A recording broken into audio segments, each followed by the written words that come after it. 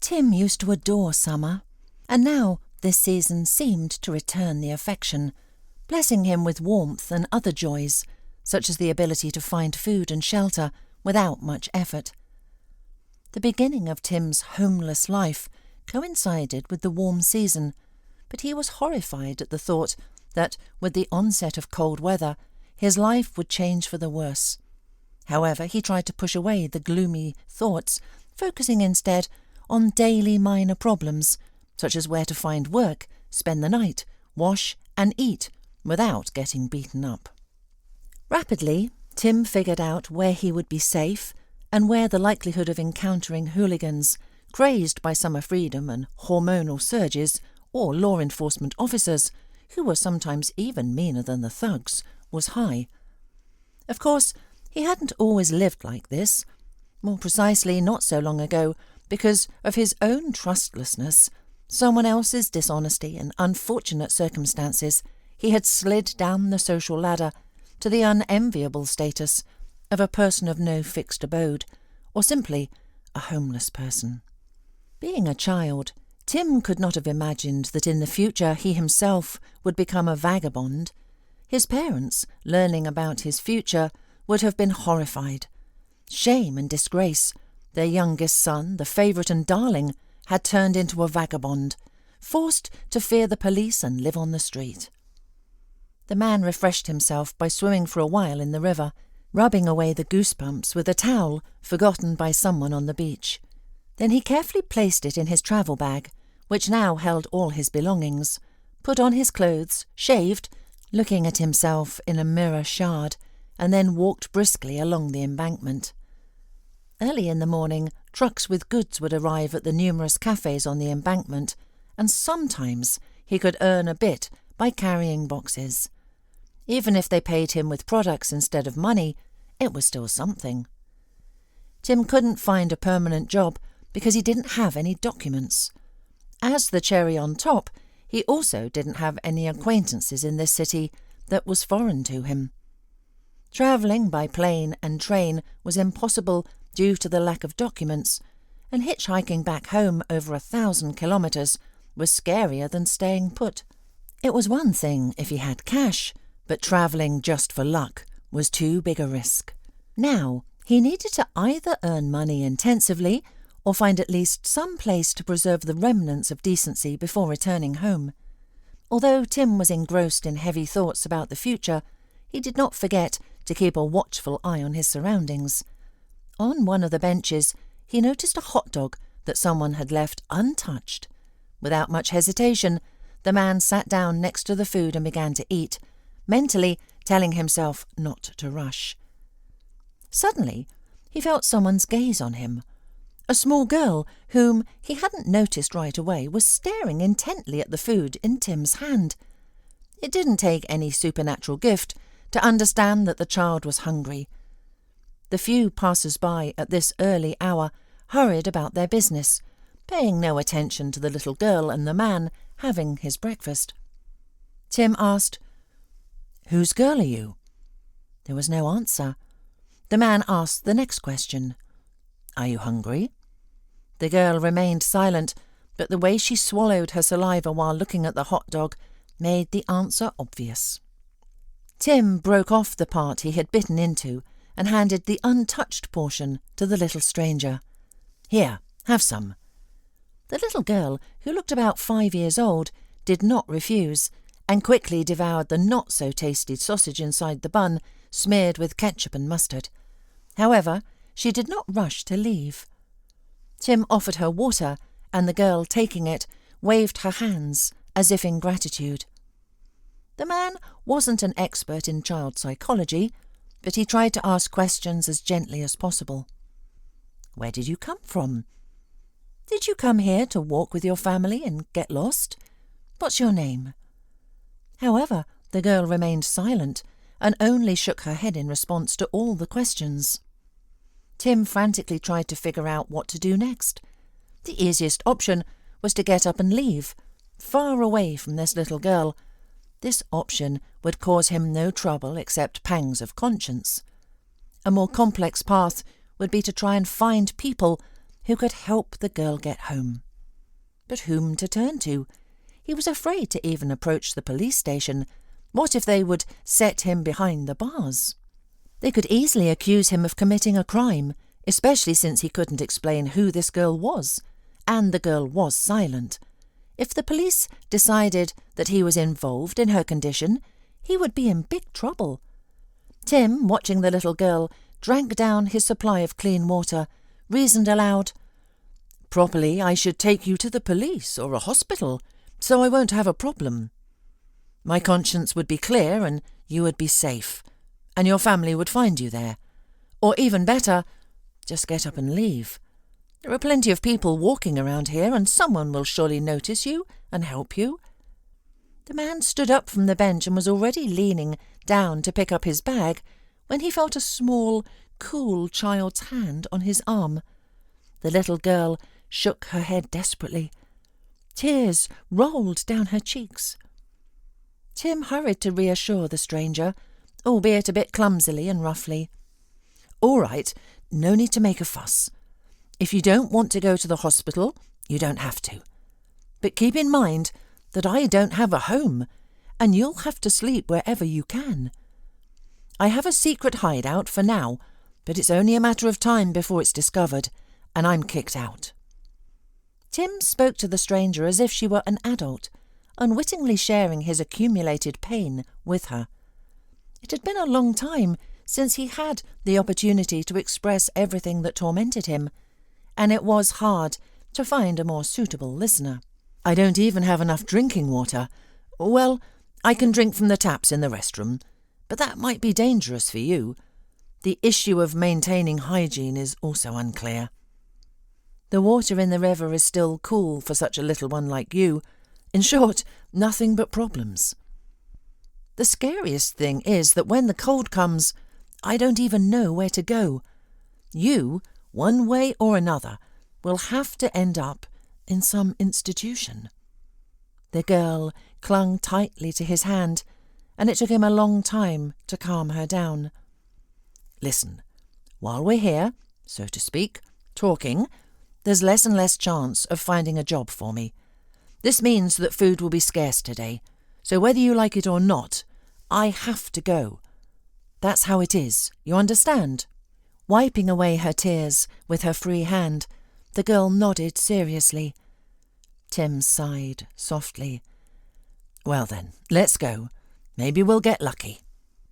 There was no work in the nearby cafes, but towards the end of the embankment, a kind-hearted waitress seated the girl at a table under a tree, gave her a plate of mashed potatoes and a cutlet, and asked Tim to unload a car that had arrived and help rearrange the tables under the awnings. So the little girl stayed with Tim. Since she never spoke, the man called her Little One, and she responded to it. Caring for the child pushed him to be more active, and it turned out that the girl evoked pity. Together they were more often given work and paid more generously. The cellars, where he used to get his part-time job, often left desserts for the girl, and even brought a few items left over from their daughters or granddaughters. A week had passed since the morning the little one had joined Tim, and he had grown attached to her in his own way. One evening, as they walked through the back alleys of restaurants and cafes, hoping to find something eatable, Tim sighed. "Ah, if only we had some ham, dried sausage, or at least semi-smoked. You'd like it, little one. These are hearty foods, not like sausages that might not even be made of meat. You take a bite, savour it, and then you don't feel hungry for a long time." The mere thought of the taste of quality meat products made his appetite grow, and Tim wanted to treat the girl to something especially delicious, not just what was thrown in the trash.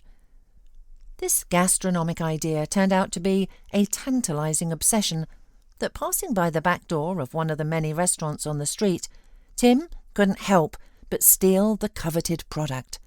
Of course, this was a clear descent into the abyss of homeless life, but at this very moment the man decided to compromise his remaining principles. He asked his little companion to wait around the corner of the building and watch the bag with their things. He put on a hoodie, pulled the hood over his head in case the entrance was monitored by cameras, took a couple of boxes lying near the door, and, pretending to be a delivery man, slipped in through the back door of the restaurant. The plan, of course, was not great. In fact, he had no clear idea of what to do once inside. Tim had no idea how the establishment he intended to pilfer was set up, but he was lucky. First, he didn't run into anyone, and on a table probably meant to facilitate the receipt of goods, he saw a box containing various sausages. Mentally, asking for forgiveness for his action, Tim took a piece of dry cured delicacies and, anticipating a feast, was already heading for the exit when he heard a stern shout behind him. "Hey, stop!"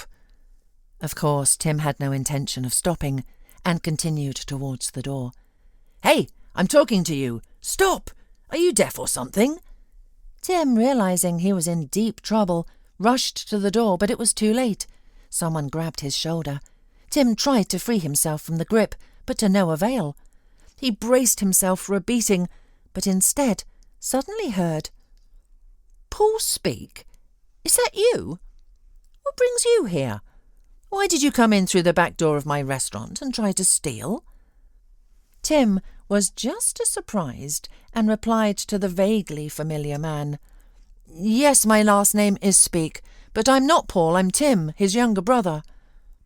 The well-groomed man with a strong grip introduced himself, extending his hand. "I'm Robert McDonough. I served with Paul and visited your place a couple of times, remember?" Tim felt terribly ashamed, and he spoke hurriedly. "I remember. I'm overjoyed to see you, even under these circumstances. Please forgive me for coming in here. Here, take it." Tim handed over the sausage. The restaurant owner seemed to ignore the information about the failed theft and continued to ask questions. "How is Paul? Is he here too? And how are you? Are you visiting this city, or have you moved here?" Seeing Tim's face darken, the attentive Robert realized he had touched on sensitive subjects, and looking at his clearly expensive watch said, "Damn, Tim, I have an important meeting. Please wait for me in my office. I'll have some refreshments brought through. Relax and eat, and then we'll sit down and talk properly." Tim hesitated. "Robert, I'm sorry I have to go. Someone is waiting for me on the street and probably already worried about me. I understand that you don't want to sit here in the office while someone is waiting for you, but I also don't want to just part ways with you like this. I'll order food for you and your friend, and you can both sit at the table to the right of the back door. As soon as I'm free, I will come right away. Does this option work for you?" Tim nodded gratefully, accepted 2 large bags from the hands of a pretty waitress, and promised Robert, "Thank you so much. I'll wait for you." Seeing her adult friend appear at the door, the girl who had been watching the entrance ran up to Tim and tightly hugged him. "Everything is fine, little one. I met an old acquaintance. See, he gives us so many treats that we will have a real feast now. He allowed us to sit here." The girl let go of Tim's arm and trustingly walked beside the man to the table under a canopy, and then they began to enjoy the hearty and delicious food from the restaurant that he had tried to rob. The vagabond and his little companion managed to finish most of the dishes, and the girl even started on the dessert when Robert emerged from the back door. For him, it was a complete surprise that the person waiting for Tim turned out to be a little girl. Trying to maintain a calm expression so as not to frighten the child, the restaurateur sat down on a small stool and introduced himself. "Hi, my name is Robert. What's yours?" Tim answered for his ward. "You will find everything I say strange, but it is the pure truth. The girl is mute, but hears and understands everything. We have been walking the streets together for about a week now, but I haven't heard a single sound from her, and I don't even know what her name is." Robert whistled. "Wow! What have you gotten yourself into?" Tim spread his hands. "I don't know myself. It just happened that no one cared about the little one except me.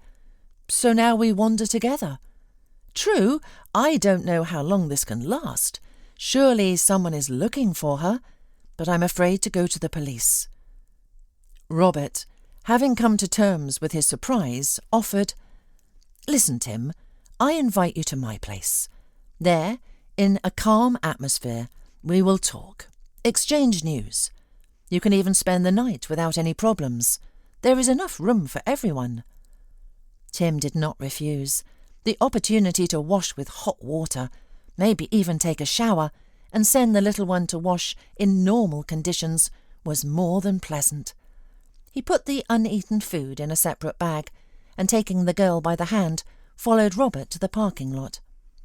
When Tim opened the door in front of the little one, she, realizing that they were about to ride in the car, started to resist. This was strange, but there was no time to ponder the reasons for such behaviour. "Robert invited us to his place. He is my old acquaintance, a friend of my brother, and you don't need to be afraid. You trust me, as I understand?" Tim waited for the girl's consent, expressed by a short nod, and only then continued. "Well, and Robert is trustworthy too. You can wash with warm water at his house, maybe even watch cartoons. You probably love them. I, by the way, adored them in childhood. I'll tell you a secret. I would watch something with pleasure even now." The girl, after thinking for a moment, sat in the car's cabin, and the men followed her. After the hearty meal and the rocking motion of the car, the little one dozed off. A half-hour later, Robert, having opened the automatic gates, parked near the 2-story house. A small hallway led to a living room with a sofa, where Robert suggested putting the girl, who was still asleep. "Let her sleep, she must be tired, and we will sit in the dining room. Let's go." Tim carefully covered the girl with a soft blanket and followed the host. Robert handed the guest a set of clothes, towels, hygiene products, and explained, pointing to 2 doors in turn. "Here is the bathroom, and straight down the hall is the dining room. I'll go there, set a small table in honour of the meeting, and wait for you. Don't rush, and don't worry about the girl. If she wakes up, I can calm her down." Tim enjoyed the hot water, scrubbing his skin with a washcloth, lathered with fragrant gel. He cleaned his teeth, combed his overgrown hair during his wanderings with a comb, and went to the dining room to answer all of Robert's questions. The host tried his best, and on the table were meat and fish appetizers. Pouring a yellowish liquid into glasses, Robert proposed a toast to the meeting. Tim drank the drink, which immediately gave him a feeling of warmth and calm. The tension of the last months, when he was forced to wander, retreated, and the man relaxed. At this moment, he did not need to look around for food or for a timely escape from potential danger. There was no need to listen to what was happening around, and Tim prepared for a difficult story. Robert did not rush him, but still asked that which interested him the most. "How long has it been since we last saw each other? About 10 years, as far as I can see. How is Paul doing?" Tim became even gloomier and began to tell what had happened in his family's life since the last meeting with Robert. "Unfortunately, Paul died heroically.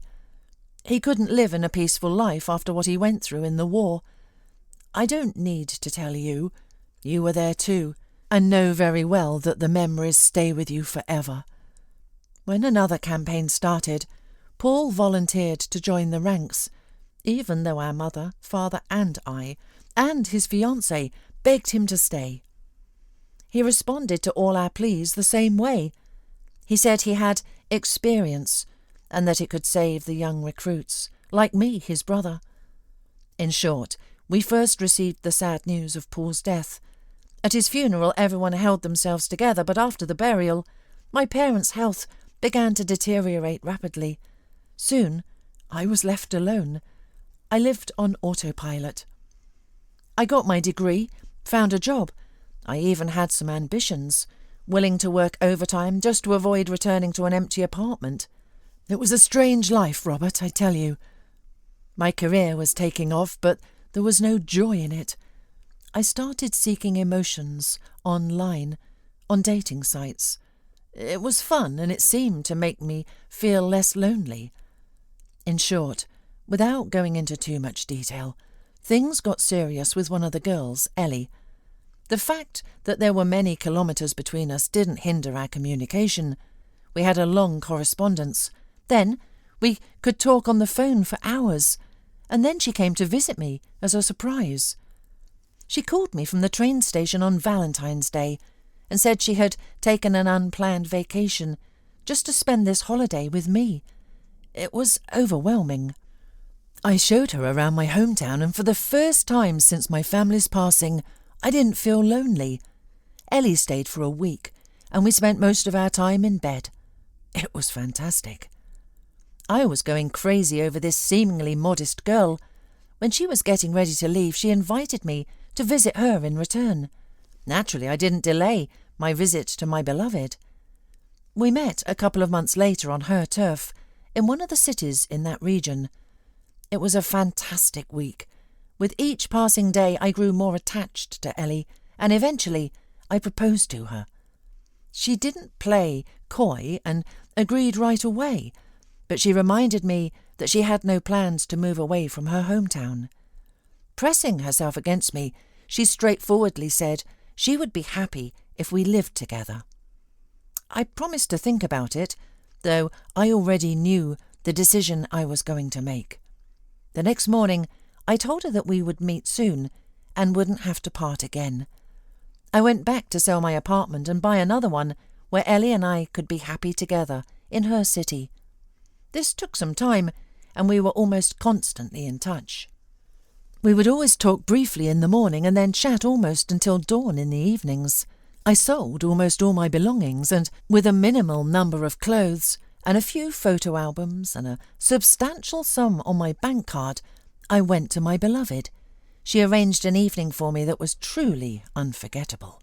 I was in the euphoria and somehow told her about my plans, mentioning the amount on the card and even sharing the PIN code as a sign of special trust and love.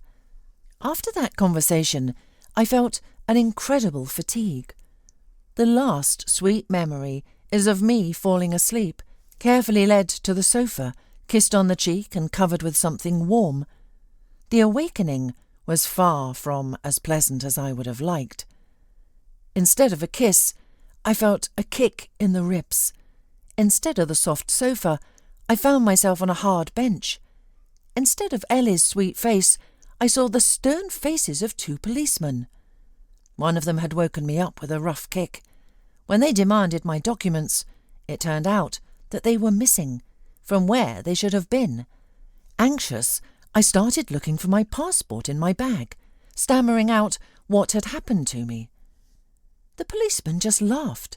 They didn't believe me at all. To be fair, it's not difficult to understand why. The story was too convoluted. After all, according to me, I had fallen asleep 1,000 kilometres away from the city where I woke up. I managed to persuade the younger policeman to go to Ellie's social media page, to call her on the number listed there, which I had been too lazy to memorise. I was worried that my beloved might also have fallen victim to some evil scheme and could be in a frightening situation. However, her voice, coming through the speakerphone, told the police that she didn't know any Tim Speak and had never been to the city where, according to me, we had met. After this information, my already confused and sluggish state became completely indifferent. I didn't even resist when one of the policemen, who had suggested that I was under the influence of banned substances, which had caused my strange fantasies about the girl and the missing documents, searched my bag. He took the bills from my wallet, leaving very little. My attempt to protest was met with another kick in the ribs. As they left, they informed me that they are currently having no claims against me, but it would be better for me to leave their territory as soon as possible, or next time they may not be so kind. Gradually, the full horror of the situation began to dawn on me. It seemed that the police were partly right. I must have been under the influence of some substance, and had revealed all my secrets to Ellie. The fact that she had answered the call and calmly and brazenly denied knowing me indicated her confidence that I wouldn't find the truth. The girl knew from our conversations that I had no close relatives, and had even lost touch with friends after the loss of my brothers and parents. In short, I was an easy target. I voluntarily sold my apartment and went to Ellie, who might not even be her real name. I started remembering oddities. For example, my beloved never introduced me to her friends or relatives. There were no typical feminine touches in her apartment. No flowers, photographs, or cute knickknacks. During the week when I stayed with Ellie, this didn't bother me. Who knows what style my beloved preferred? Honestly, I didn't pay attention to such minor inconsistencies when a charming beauty was by my side. After coming to my senses a bit, I still went to the police station, but it was unsuccessful. They refused to take my statement because I didn't have any documents. They literally asked me to leave and not bother them. So I've been wandering like a vagrant, and recently a mute girl joined me. And so we've been surviving, eating the food I get in exchange for small services. I can't imagine how I got the idea to sneak into the restaurant kitchen today. Robert, I ask for your forgiveness again." Robert listened to the brother of his war comrade without interrupting, and when Tim finished his story, he poured a little more cognac into the glasses and began suggesting measures to resolve the situation. "Life has beaten you down, Tim, but I think restoring your documents won't be too much trouble. Not instantly, of course, but within a reasonable time, everything will work out. As for the money on the missing card, I'm afraid it will be more complicated, and I can't guarantee the result. In any case, don't be sad. It's great that you found me. It's time for me to return the favour. I owe Paul my life, so I'll do everything I can for you, his brother. It's my sacred duty. You can stay with me." Tim began to thank Robert warmly, and then he asked a question that had been bothering him even more than his own well-being.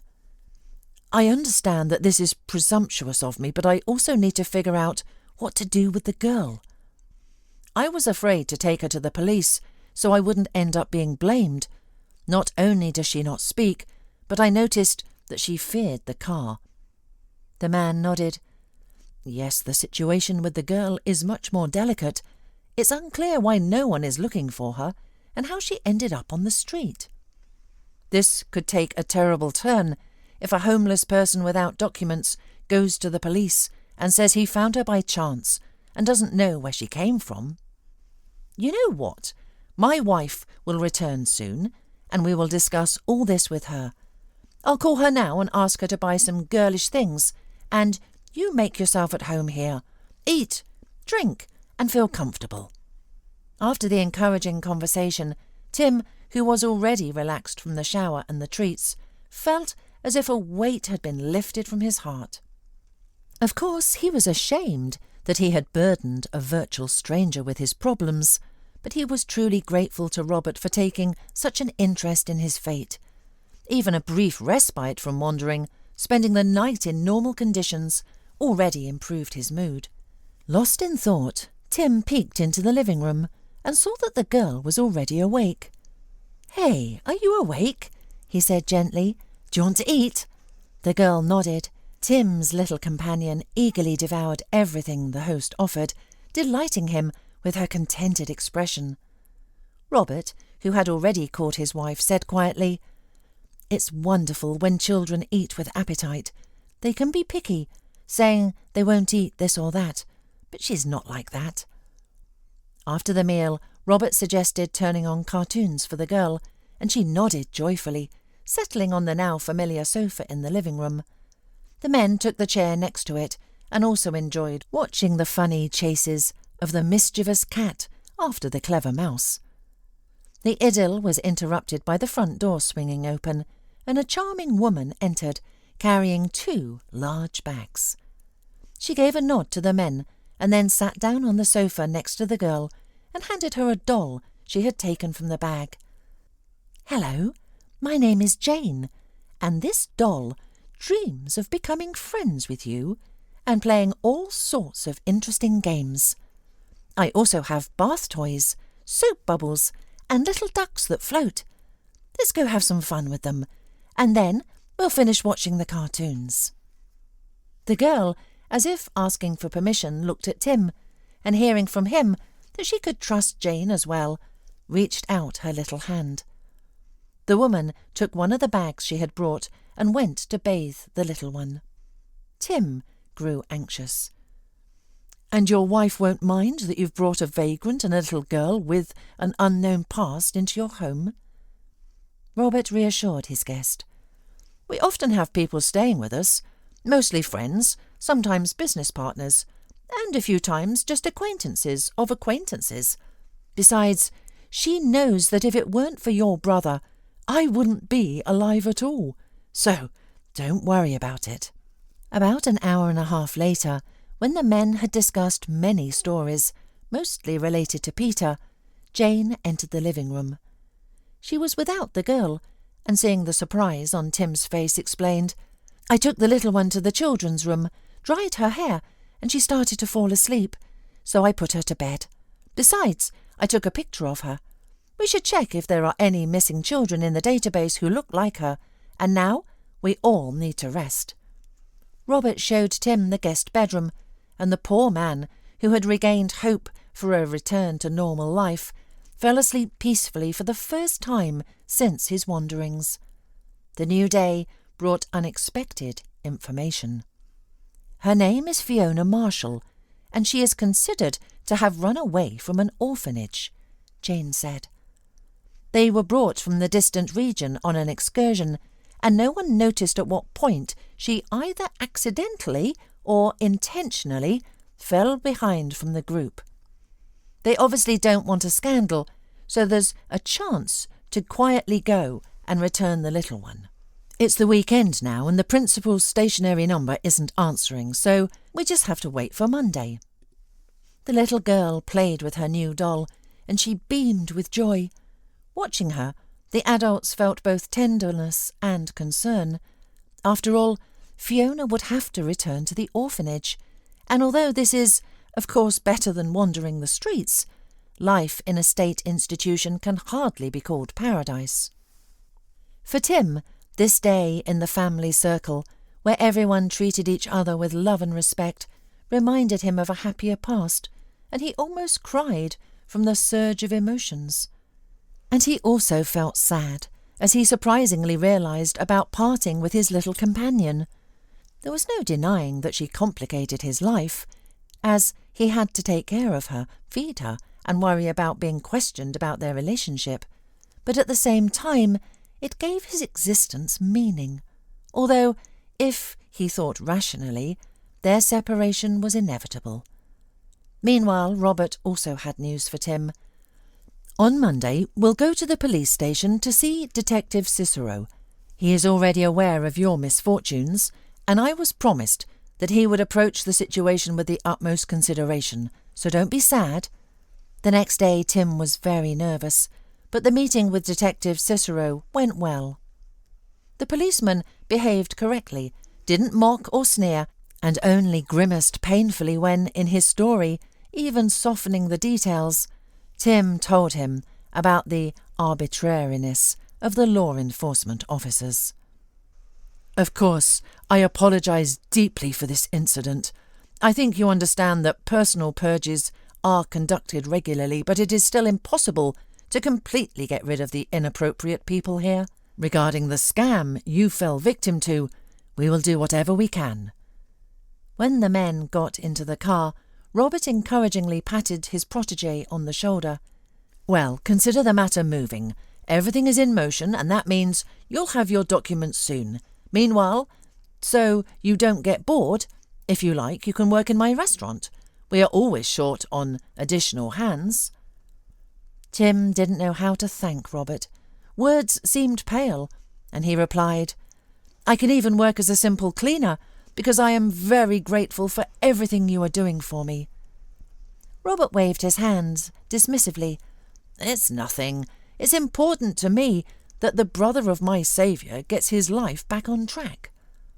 Robert and Tim spent the whole day busy with work, and in the evening Jane shared some news. "Tomorrow they will be expecting Fiona at the orphanage. They have entrusted us to deliver her there ourselves, although I think they are just saving on gas. Anyway, that's the situation. Now, we just need to inform the girl, and for some reason I am sure she won't be thrilled with this news. Robert, I have a completely free day tomorrow, so I can take the girl without any problems. I'd also like to see what the conditions are like in that institution." "Can I come too? Fiona seems to trust me," Tim asked. "Robert, is it okay if I ask for a day off, right after starting work?" Robert smiled. "Consider it a work day on the road. Besides, we'll load the car with sweets for the orphanage kids early in the morning. It feels awkward to show up empty-handed." That's what they decided, and despite their efforts to put on a brave face, the adult's mood was far from cheerful. Fiona took the news that she had to return to the orphanage stoically. The girl didn't throw a tantrum or cry. She started unbuttoning her dress. Jane understood that the guest thought that they would take away her gift, and kneeling in front of her, quickly buttoned it back up, saying, "No, sweetheart, the dress is yours to keep. It's yours now. I promise we will visit you. Do you believe me?" The girl nodded seriously, like an adult.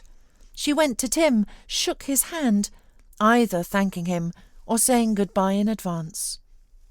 The summer morning of their parting was cloudless. Although Jane tried to cheer up the passengers in her car, she wasn't in a cheerful mood herself.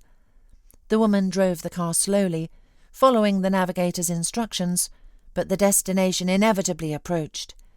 Jane parked the car by an unremarkable fence, behind which children about 10 years old were playing, and the passengers got out of the car. The playing children curiously examined the visitors standing at the gate and unsuccessfully pressing the button on the outdated intercom. No one answered. Jane was already starting to look through her phone for the principal's number, but a stout woman approached the gate, whose mere glance could freeze someone on the hottest day. "Hello, I'm Mrs. Perry, the principal of this institution," she addressed the visitors. "Please come in, and thank you for finding and helping Fiona." And, opening the gate, she invited Fiona and her attendants. The principal's office was quite modest. On the walls, in simple frames, hung certificates of honour, photographs of Mrs. Perry in the company of vaguely familiar people, and a portrait of the country's leader occupied a place of honour directly above the principal's chair. "So, I am listening. What did you want to talk about?" Jane, confident and even somewhat at ease, although she was on someone else's territory, shared her idea. "You see, I am a fashion designer. I create and sew clothes, adding hand embroidery. I create interesting toys, and would like to offer you a collaboration. For example, I could come, say, once a month to conduct a masterclass. I think the children would find it interesting. Plus, I could bring some treats at the same time." Mrs. Perry, interpreting this offer in her own way, clarified, "OK, I understand. What do you want in return? I warn you right away, our budget is tiny. I have no way to pay for all these masterclasses. What can I say? The button on the gate hasn't worked for a month. Some rooms don't have anyone to change the light bulbs in the fixtures. And instead of qualified educators, we have to hire graduates of our own orphanage, practically without special education. I'm not even afraid to say all this to outsiders because even if I get reprimanded for such frankness, they won't dismiss me. There's no one to replace me." Jane patiently explained, "I'm not asking for payment. All the training will be on a voluntary basis. All we need from you is a room and a group of willing participants." Mrs. Perry looked at the visitor and smiled sarcastically. "You make it sound so simple. although I am ready for a good idea. Just don't disappear, as they say here, because adults come and go, and the children wait, hope, and get disappointed." Jane promised. "No, I won't disappear. I'm genuinely interested in this." Tim suggested, "If you like, I can replace the light bulbs and try to fix the intercom." Mrs. Perry graciously agreed, and while the man was busy, Jane asked, "Please tell me Fiona's story. Maybe I could try to find a doctor who deals with muteness." The principal sighed, looking sad, which made her seem like an ordinary, tired woman rather than a snow queen, and she told the story. When Fiona's aunt brought her to us, the girl was already not speaking. As it turned out, the reason was the shock from the car accident she was in with her parents. The girl survived, but her mum and dad did not. Fiona had seen her aunt no more than 2 times before this tragedy. The woman confessed that she didn't know how to deal with children, and her lifestyle wasn't suitable for a little girl. But she only agreed to look after the apartment left by Fiona's parents and to pay the utility bills for it until Fiona became an adult. In general, I don't blame her. Everyone has their own destiny. Raising a child is not an easy task. Who would know this better than me? Jane and Mrs. Perry exchanged phone numbers, and the principal escorted the visitors to the car. Fiona was allowed to say goodbye to them, and the principal barely managed to persuade the girl to unclench her hands, which she had gripped around Tim and Jane's hands.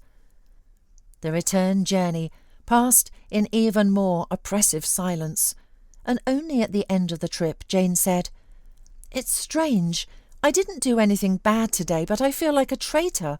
I feel so sorry for Fiona." Tim nodded. "Yes, I feel something similar. The little one trusted me, and although I couldn't give her anything, and I myself was thinking that we would have to part ways before the cold weather anyway. If you don't mind, I will accompany you on your trips to the orphanage to see Fiona." "Of course I don't mind."